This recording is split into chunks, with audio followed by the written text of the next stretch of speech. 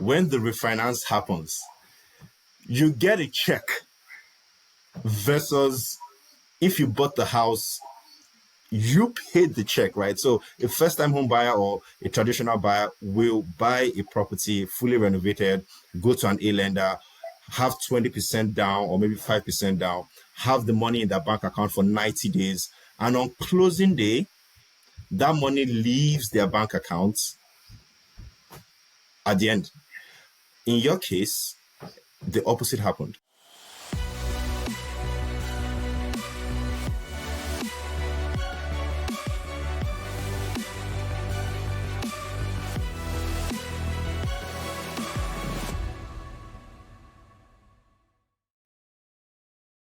Welcome to the Deals Estate Wholesaling Podcast, where we discuss finding, financing, and facilitating off-market real estate deals. I'm your host, Deji Odunton, and I'm joined on the show by Babar Moghal to discuss and share his experience BRRRRing his personal residence off-market. Babar is a professional engineer by trade, and he has over 2 decades of experience in corporate sales. He's also an active real estate investor focused on multifamily buildings, land development, and also single family flips. On the personal side, he's a father of 2, and he's very, very passionate about being the master of your own time. In today's episode, Babar and I discuss one, the biggest myth about first-time home buyers. We also discussed how he BRRRR'd his personal residence using an off-market deal. And finally, we discussed the differences between buying properties on market and buying properties off market. So guys, you do not want to miss this episode. Now, before we dive in, I want to say a big thank you to everyone who is tuning in. If you are a fan of this podcast, please like, subscribe, and hit that notification button. And we would also appreciate a 5-star review. Now, without further ado, let's dive into this episode. Hi, Baba. Welcome to the Deals Estate Wholesaling Podcast. Hi, Deji. I'm glad to be here. Glad to have you on. Thank you very, very much for coming. I've been chasing you for the longest time, but I'm very, very grateful to have you on here today. Look, I've been enjoying your content. I think you guys are doing an amazing job of showcasing some, real investors doing amazing stuff. So it's nothing but an honor for me to be part of this podcast. Likewise, man. Likewise. Thank you very, very much. Really appreciate those kind words. So we usually start off, the episode with a quick introduction because we want everyone to get a feel of who is speaking and who is coming on the episode today. So, do you want to take it away? Maybe share a bit about yourself, your journey in real estate investing, your background, and how everything has brought you to where you are today. Yeah, absolutely. My journey likely is going to be resonating with a lot of folks that began their rise in the corporate career, and from that perspective, I'm a professional engineer by trade, and I've always been in a sales capacity. So Yep. building relationships, communicating, negotiating, finding pain points, and developing solutions has always been my core competency.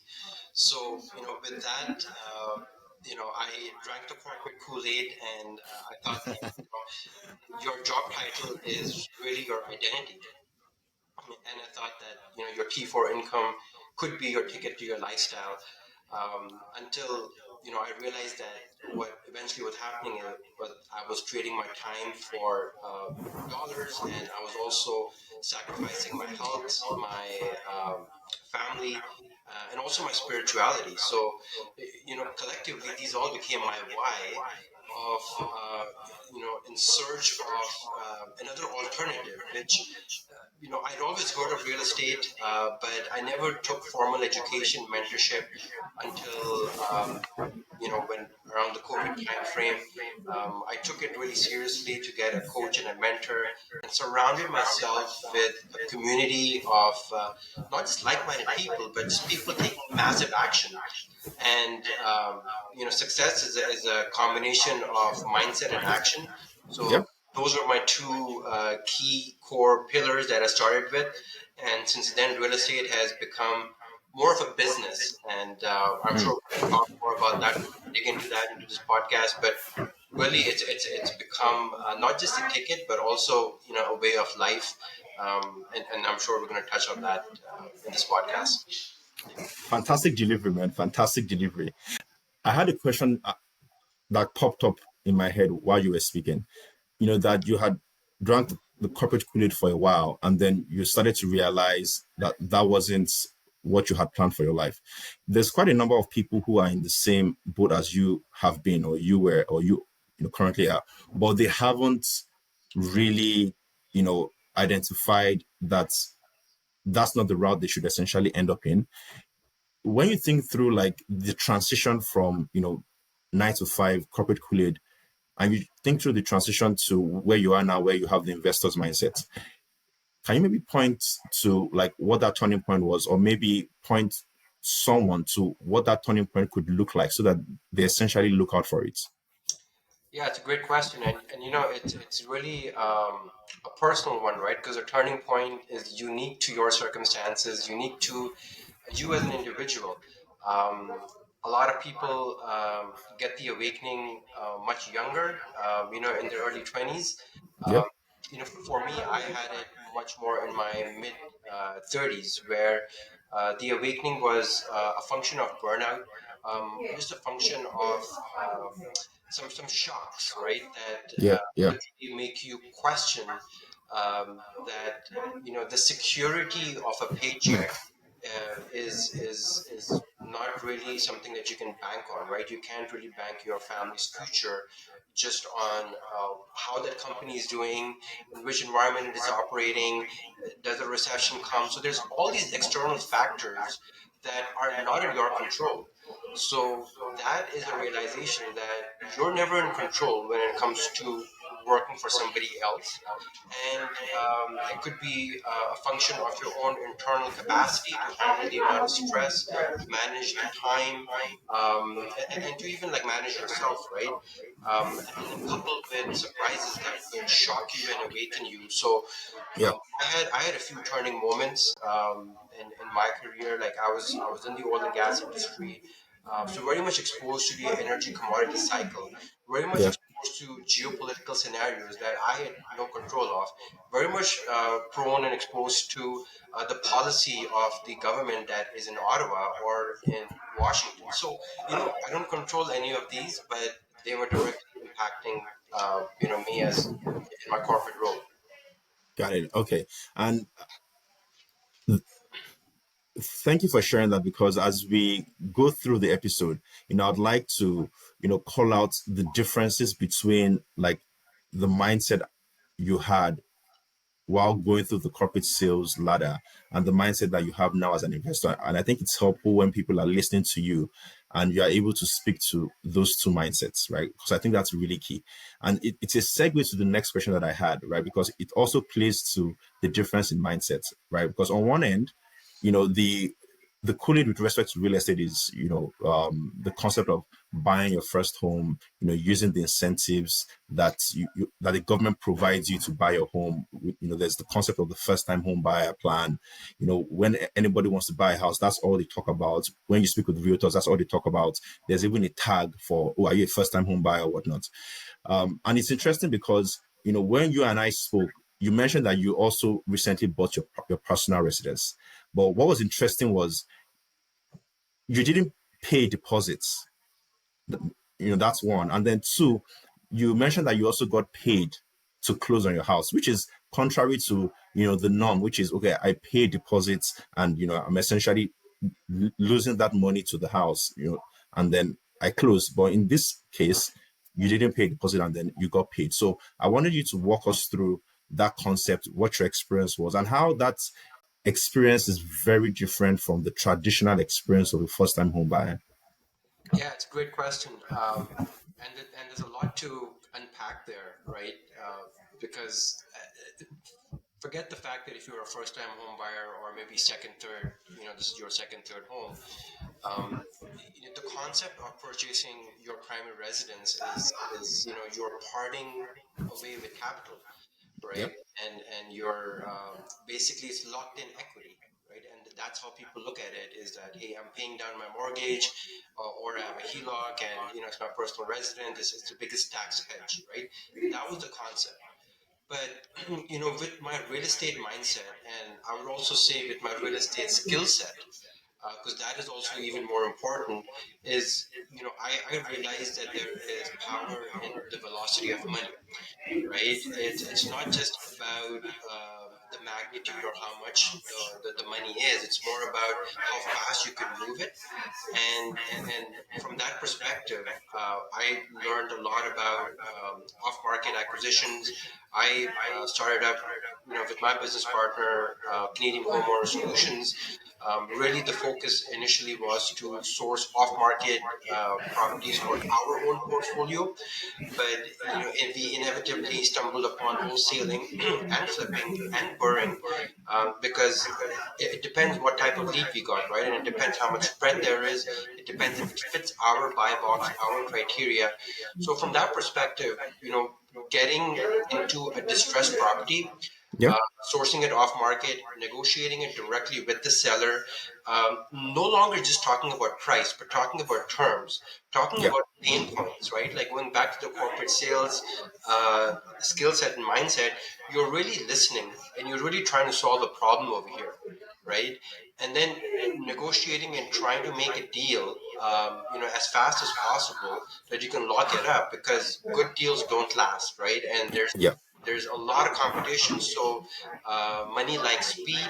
So you have to be ready, right? You're not going back to somebody to check on something. You're making decisions on the spot, on the fly.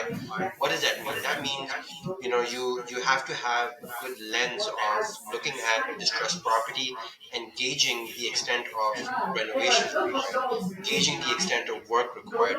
What does that number look like, right? Number two, understanding the timelines, right? Like, what are you getting yourself into, right? Is this something that you can enter and exit in a quick time frame? How are you going to fund yourself? Are you going to take some private capital? Because if the property is distressed, likely an A lender is not going to lend to it. Yeah. So what is your bridge financing looking like, right? What is your debt servicing looking like? So all these things are decisions that you're making, running quick math. You've already understood how the numbers and the exit work, and so you are able to make an offer. And that's exactly what happened to me when I was on the lookout for my primary residence. Is that I was in search of a really good neighborhood, in a city that I wanted. So those are really hard to control off market, because off market, whatever comes comes, right? Yeah. Yeah. Unlike MLS, you can canvas a neighborhood. So in wholesaling, it's something that I just kept a close pulse, and I kept in touch with wholesalers that were active in those neighborhoods, that were active in those cities, so they knew exactly what I was looking for, right? And Okay. as soon as the deal came up, we matched and we negotiated, and that's how I purchased my principal residence off market. Okay. So thank you very much for teeing us up, right? So you mentioned a very key point, which is you stayed in touch with wholesalers that were active in the market that you were looking for. And coincidentally, we just launched like a free coaching program where like the first module is choosing your market.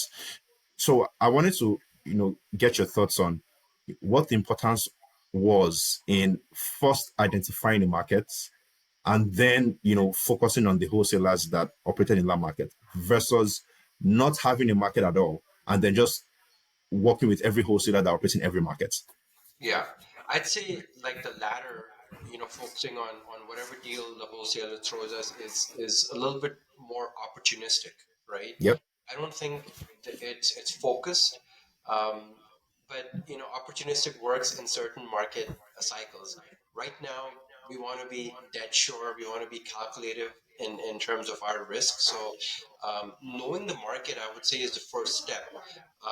A lot, because you also know, you have a good understanding of the comparables, or you have a good team that can execute that project, because that's also something you have to think about, is how efficiently and cost effectively can you execute, right? Because it's not just about getting deals off market, but it's also about how efficiently you can execute, because money is made and lost in construction, right? Yep. Yep. So the market is really important on dictating your exit, what the comparables look like, whether you're flipping, what does your end customer look like, right? Okay. So you have to reverse engineer a lot of these market fundamentals, and package those up into your analysis and your decision, not just looking at the numbers, but looking at the externalities around the property as well.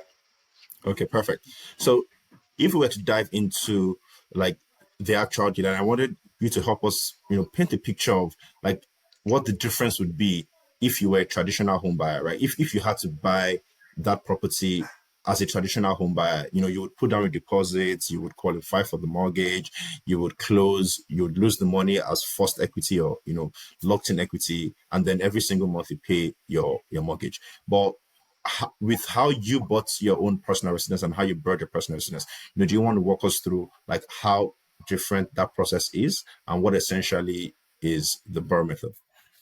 Yeah, absolutely. So, let's dive into it, right? When I found my property off market, the first thing I did is I went to a lender, mortgage investment corporation that is favorable to the BRRRR method, right? Their business model is around funding distressed properties as long as they can justify the exit, and the comparables support that. So that's exactly what I did. As soon as I closed on my property, I put a 20% down payment on the property, and I got my interest only private mortgage for 6 months. 6 months was more than enough time for me to execute the deal. I got my entire team ready to go. So the day I closed, the demolition started, and I put in, an amount for renovations, and it was all calculated, because at the end I knew what my after repair value looks like. In fact, I also knew to what extent my renovation should be, because you also do not want to over or under renovate, right, in Yep. comparison. And especially since this was my primary residence, uh, we had preferences, right? My wife was front and center, involved in picking and choosing, what different the themes look like, right? And so that's also an added benefit, is that if you're BRRRRing your primary residence, you're not buying a builder grade cookie cutter house, right? You actually have a little bit of an input and a say in how things shape up towards the end. um, so back to the renovations. I executed the project in just under 4 months, and then I went to an A lender, where I showed them the comparables, and the comparables supported a full BRRRR, um, then some. So what does that mean? Is I was able to refinance my entire down payment, plus my renovation cost, plus my holding cost, plus profit. So when I closed, I got a check from the lawyer upon closing, which I think is, at that point, it was the biggest distinction compared to purchasing on market, right? So it was the flow of capital, right? And I think that is what is important for investors to look at, is when you purchase on market, you are the flow of money is away from you, right? You put in a down payment and you purchase as is, or you maybe renovate over a period of time after you move in and refinance, but maybe leave a lot of money in the deal, right? So it's locked in equity versus me being able to pull out that entire equity. Okay. You know, like I wish I was able to drop like actual bombs, like just to show that you are dropping bombs, but I probably would be arrested if I do that. But thank you very, very much for breaking that down. Now, just because there's a combination of experienced investors listening and newer investors listening, I usually, whenever we get to a complex subject like this, I don't make the assumption that everyone understands. So, while you were speaking, I identified five differences between like a traditional process and this process. And I think as we go through it, it would really speak to like just the nuance between having a traditional mindset and an investor mindset, as you mentioned at the beginning of the call. So the first one was you mentioned that when you were buying this property, you went to a MIC, which is a mortgage investment corporation. So I wanted to call out, right, and share with us a private MIC or a mortgage investment corporation is very different from an A lender, right? So, could you walk us through the differences between an A lender who a first time home buyer would typically go to for a mortgage versus a MIC that you went to for a mortgage? Yeah, great question.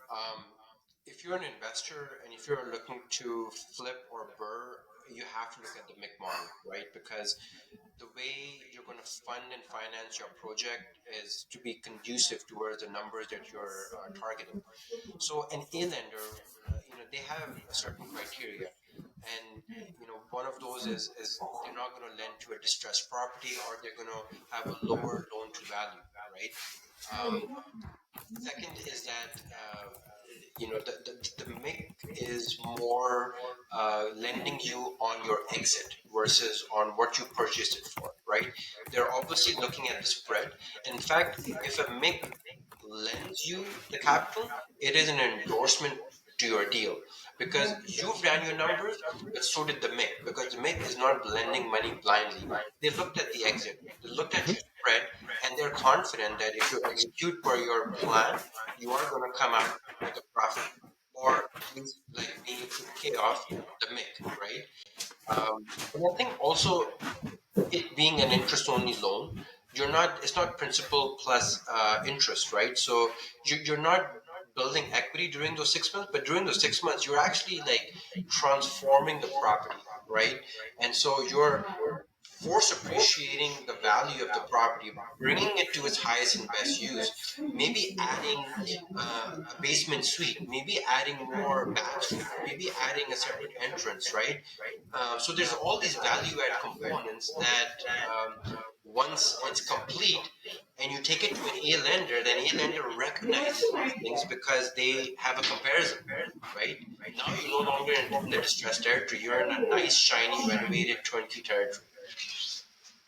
Okay, perfect. And while you were speaking, you actually answered the second distinction or the second question, which is the reason why a MIC gives you a deal is because the deal is a distressed property. So that's another difference between, a property that a traditional home buyer would buy and the one you bought. Like a traditional home buyer would buy a property that you would consider fully renovated or new, right? Because an A lender just wants to lend on a property that is stable, is insurable, it's mortgageable, no issues. Versus a MIC is lending to you, is lending money to you to buy a distressed property with the hope, as you said, that you are going to turn that property around and bring it back to its, highest and best use. So, thanks for, touching on that second point.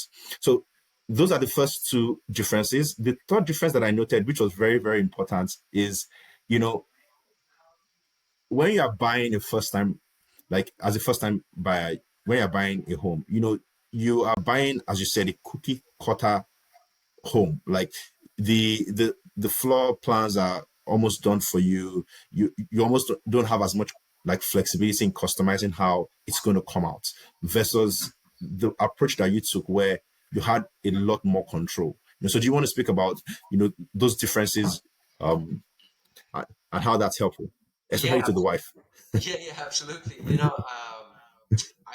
lived in new construction homes, like Mattamy homes, and like it's like they're amazing, right? But they are what you call builder grade, right? So sometimes, like when I'm doing my own renovations for my own projects, for my own flips, like I procure material and I know the cost of material. And sometimes I wonder why Matme cheaped out on the faucet. Why did you cheap out on like the high touch items like the doorknobs, right? So there were a lot of elements where when you have access to the supply chain around what makes a house, nice and upgradable, you realize that the further upstream you go, you realize that if you go direct to the source, and you purchase labor to install it, it's not that expensive, right? So you can Mhm. actually splurge. So when you look at my house, like we didn't leave any corners unturned, like in terms of Yep. um, you know renovating it not just to the highest standards, but also to the best liking of our, from a functionality standpoint, right? Like my wife wanted a kitchen island, right? And Yep. Yep. she wanted extra storage space, right? She Yep. wanted Yep. extra pantry, right? We wanted a crawl space, right? I wanted a backyard, for my kids, and for me to barb. So there were all these things that weren't there before, but we were easily able to implement them um, when you control the renovation process. But when you're purchasing brand new on the market, turnkey, like you're buying what you're buying, right? And at that point, you're probably spent, right? You've probably spent a lot of money purchasing, procuring the Yep. property, that now you're just done, and you don't want to spend more money on the house. Okay. Yeah. Thanks for driving that home. I think the part that's going to resonate a lot with people is, like most of these decisions are usually driven by, like our wives, because like they have like preference for like the design of these homes. Yeah, exactly. Like if you, I guess, if you let any partner loose in a big supplier store that has 1,000 different shades of tiles and different patterns, then you're going to be there a while. Yeah. Okay. So thank you for driving that third point home. The fourth difference that I noted was, the concept of a refinance, right? Which is like to the point you mentioned with the lender. You are buying a property with an A lender, you're getting one mortgage, and it's probably most likely fixed, right? Because it's a personal residence for maybe 3 for 5 years, versus you got a mortgage that was open for 6 months, which means the expectation when you were getting the mortgage was that you were going to exit that mortgage in 6 months or before 6 months. So there wasn't any intention that that mortgage was going to be in place for 3 years or 5 years. So, could you walk us through the concept of just paying for, like, applying for a standard traditional mortgage versus you're applying for an open mortgage with the intention to refinance into that A lender, right? Because it's an A lender that's giving you the first mortgage if you're buying as a first time home buyer. And it's also an A lender that's doing the refinance to pay out the private lender that gave you the 6 month mortgage. So, could you walk us through like the nuances there? Yeah, absolutely. So, A lenders, they are very prescriptive. They have a criteria. They have conditions that need to be satisfied. Um, for example, right, down payment needs to be in your account for 90 days, right?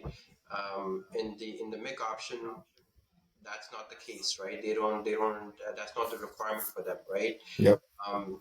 Obviously, there's a whole mortgage application on the A lender side from a debt service ratio standpoint, right? Um, on the mix, the focus is more on the deal, right, versus your own qualifying power, right? They're even the MIC is even open to you raising private capital, right? So the source of funds. They could come from anywhere, like as long as you can demonstrate that there's an exit, right? Um, in terms of the 6 month flexibility, I think it's designed for that type of a project because the exit has to be open, right? Because Yeah. you could exit within those 6 months, and where are you exiting? You're exiting now to an A lender where you can meet all those criterias, right? That you could not originally meet before, right? So I love mix for that because mix are the perfect bridge, right? They allow you to bridge your way into an A lender so that you have all your criterias in place. So when you're refinancing with an A lender, they're looking now at the appraised value because they're going to send an appraiser out. The appraiser is going to look at the property, compare it to the other comparables, and give the recommendations. So the A lender is going to give an 80% loan to value of that appraised amount, and if that amount is greater than your first mortgage, which is the MIC, then that's all what the MIC matters, right? Like they care about getting themselves paid out. Whatever is in the middle is your spread. Yep.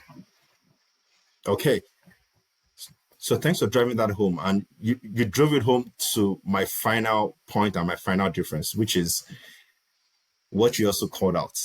At the end of the day, when the refinance happens, you get a check versus if you bought the house, you paid the check, right? So a first-time home buyer or a traditional buyer will buy a property fully renovated, go to an A lender, have 20% down or maybe 5% down, have the money in their bank account for 90 days. And on closing day, that money leaves their bank accounts at the end.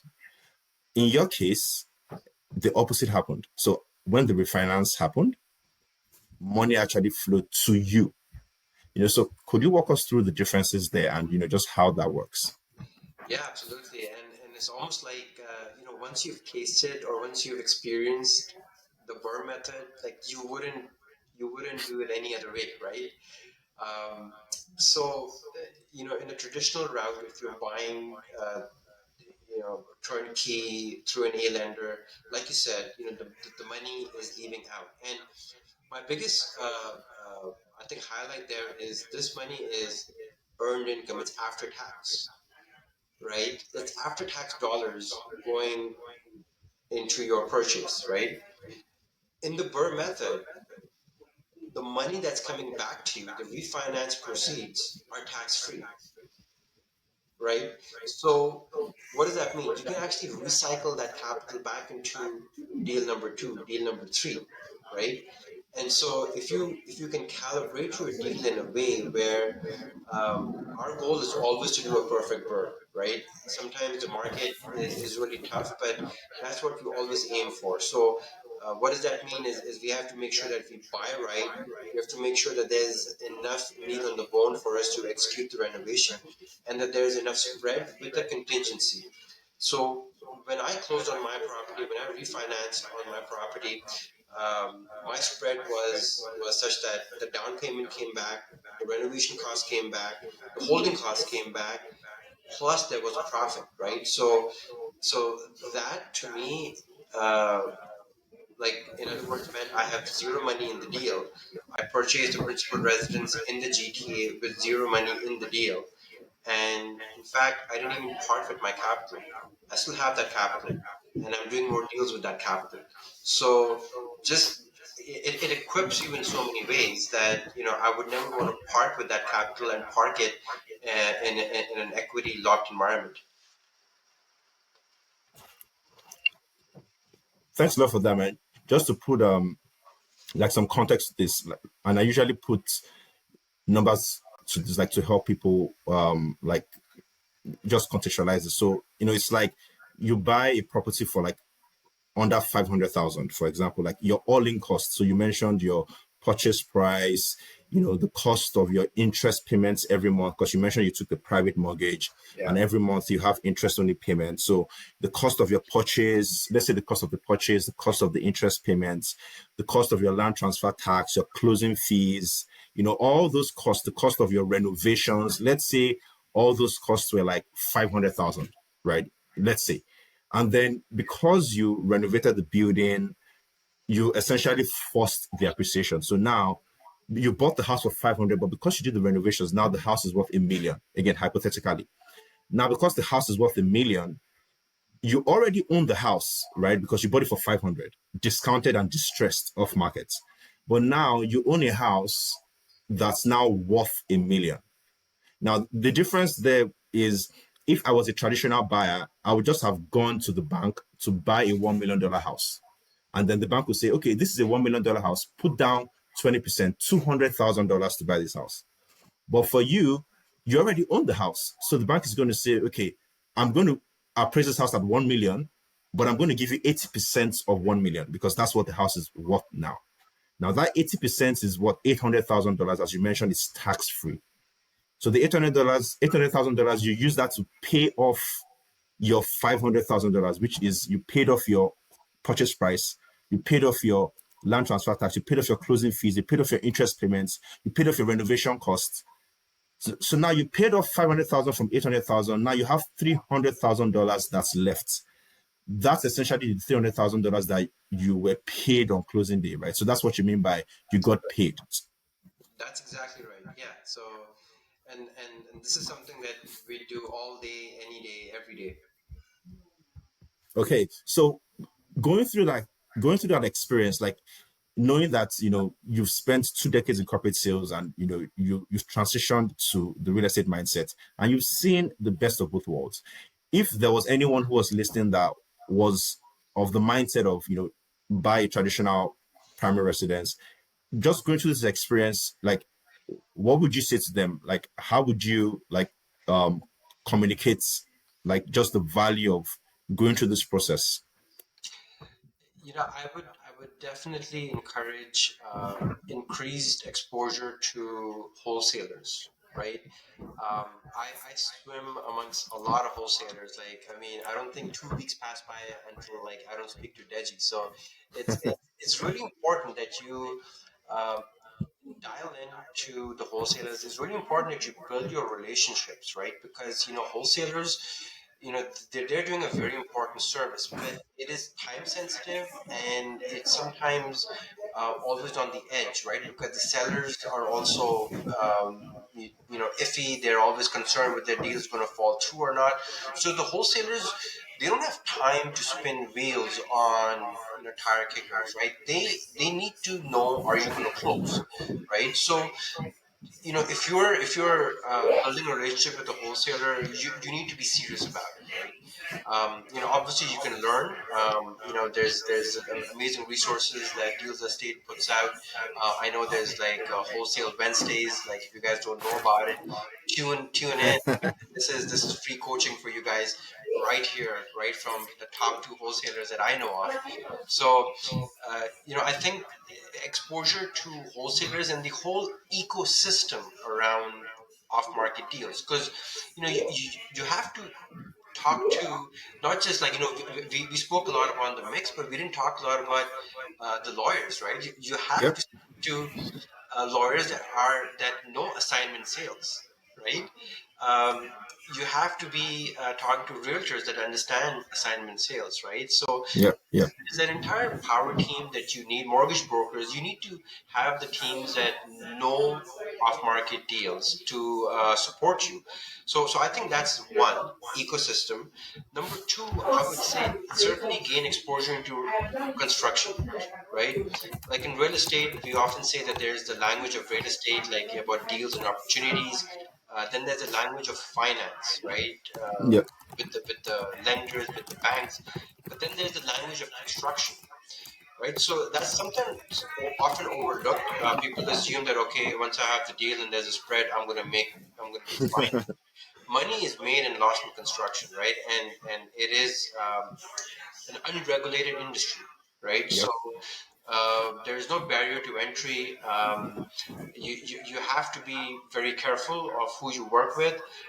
You have to be very careful of you know making sure that the work is of quality, the work is done to code, the work is in compliance, and of course that the work has to be cost effective. So you really have to be actively involved in making sure that you execute per target, land on target, and within the schedule. So I would say those two things, surrounding yourself with wholesalers and learning a lot about renovations, should be your two things to focus on.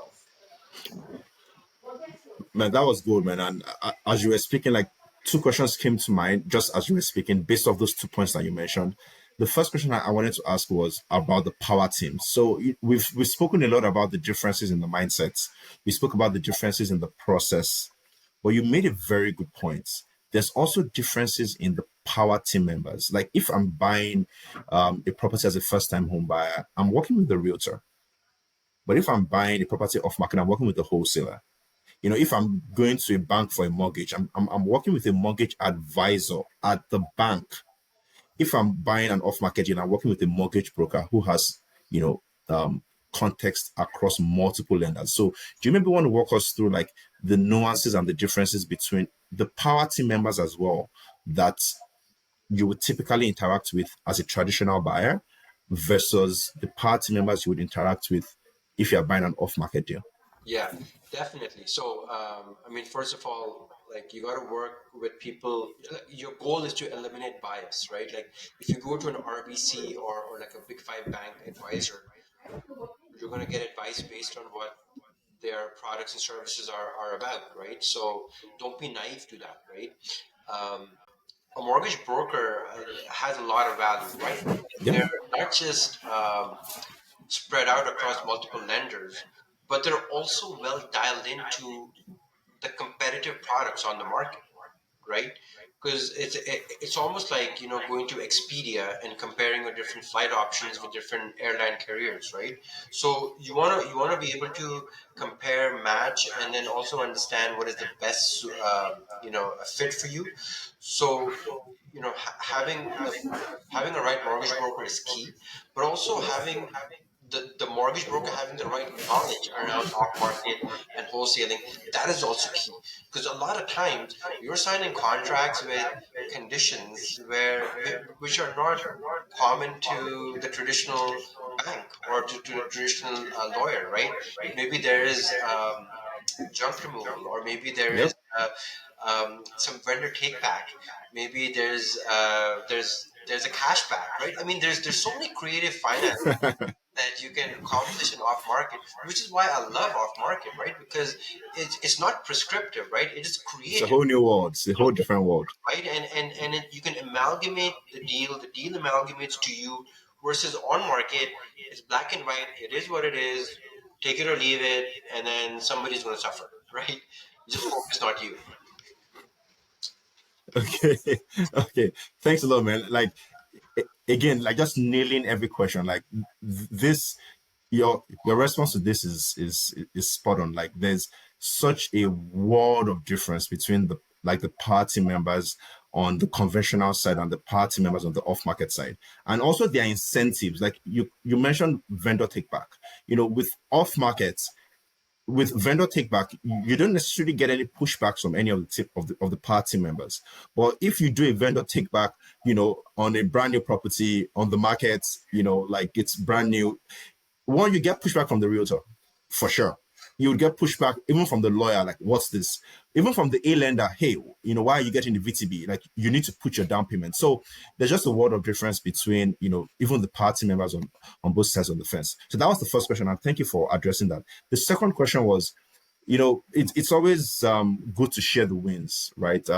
But I usually also like to balance it out. So with this BRRRR process, it's obviously good when the BRRRR is a full BRRRR and you get your money out, but there's obviously risks associated with the process, just like everything else. So, I usually just like to balance it out. So, from your standpoint, if someone is thinking, well, Baba is an experienced investor, he could do it because he has all the knowledge, he did a full BRRRR. But for me, what risks might I face? Can you maybe walk us through what risks people could face if they don't do this well, or if they don't really dial in on the numbers, or use the right people? Yeah, and I'll share it from my experience, right? Like I think two things. I'll share two key risks, right? Okay. Um, Number one is working with the city, right? Um, I It's a process, but it's also a risk, right? It's a risk because the timelines are not in your control. The outcomes of the inspection sometimes are not in your control. The feedback on what you have to correct or amend is not in your control. And guess what? It costs more money and time, right? So when we were converting our four unit in the Niagara region, right? It's four legal units. It's two semi-detached single-family house that we converted into four legal units. The city made us, you know, pay for like a large water pipe, like a larger water pipe to support, the four units, and that was not in our budget, right? Like we didn't factor that in, and that was quite a hit, right? Um, then surprises from like the building inspector, right, where they wanted things a certain way. Sometimes you just had bad luck dealing with the inspector and the building department, which are a bit too nitpicky and they are slow. So what's happening is that now you're spinning wheels. You're trying to correct, you're trying to please, and you're spending time. A consequence of that, a collateral damage of this is on your contractor team, right? Because now your contractor team is reworking again and again, and they're also getting burnt out. So we had to like lose our contract, and like a company that was actually focusing on our renovation, we lost them midway project. They just walked out. So, risk number two is construction, right? You could have surprises, you could have personality issues, you could have skill issues, you could have, like, you name it, right? Because there's a myriad number of surprises that could come up when it comes to the actual execution. So, and we still experience that, on a regular basis, but through experience, we have developed certain relationships. We have trust built in with the company that now we continue to work with on a regular basis, and it's a win-win, right? Because they're feeding off our business, and we make sure that we kind of take care of them, right? So it's one of those things where you have to be aware of risk related to things outside of your control, like permits. Um, in fact, one of my neighbors apparently complained to the city department, and the building inspector came and put in a stop order. Right? Why? Whoa. Why? Because I didn't pull a permit, but I I wasn't doing any structural changes. There was nothing I was doing per code. Right? Yeah. So I had to go through that explanation process. That took me 7 weeks. Jeez. Right? So now, if my project plan is to go in and out in 3 months, like guess what? I'm hitting 4 months now, 5 months, right? So it's And these the more time, the more your interest payments. exactly. So these are things that the risks are in every corner, but typically they are to do with construction and the city. Yeah, man. Like very good on you for like sharing that. Again, everyone talks about like the wins. It's like the wild, wild west. We're all making money here, but thanks for sharing that experience. Like, yes, the brush strategy has its upsides, and in most cases, as an experienced investor, you optimize for like wins 9 out of 10 times.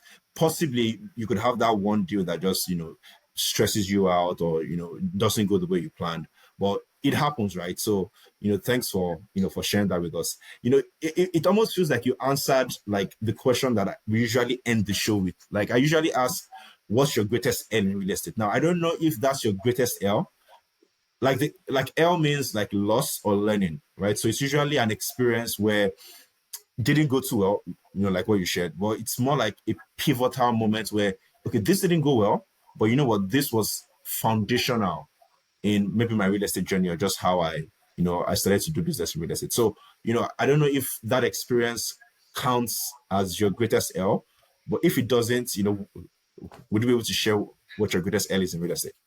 You know, it hasn't been shared broadly before, but look, I mean, I'm a firm believer in learning from other people's mistakes, but I'm also a firm believer in sharing my mistakes so others don't make the same, right? So, um, there is one other error which to me is a big learning, and it really comes down to trust, right? Yeah. So I invested, and I trusted in somebody, and that investment and that relationship did not pan out.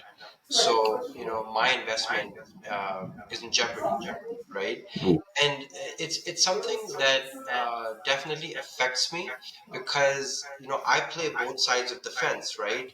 I raise capital, but I also invest in other people's deal. I also lend my capital, so I recognize what it means to wear both hats, and it's something really near and dear to my heart because when people partner with you and they're investing in your deal, they're really not investing in your deal. They're investing in you And you, as an yeah, individual, right? It's the relationship that comes first, right? They're not investing in a spreadsheet. They're investing in your confidence. They're investing in your trust. They're investing in your ability to pivot when things do not go as planned, right? So, uh, that I would say is a big learning is when you partner with an individual. Um, the saying is that the jockey is more important than the horse. It's really important to get to know the operator. It's really important to understand how they manage stress, how they solve problems, right? Social media is a lot about perception versus reality. So that is not your lens through which you need to observe people.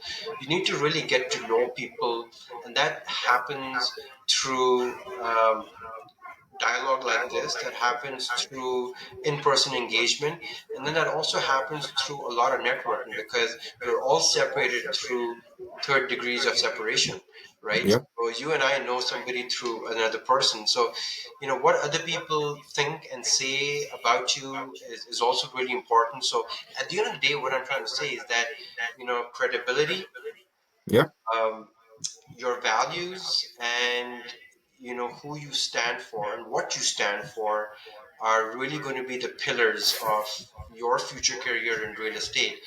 And I'd encourage everybody to take the time to not just do due diligence on properties but also do due diligence on individuals. You know, I'm.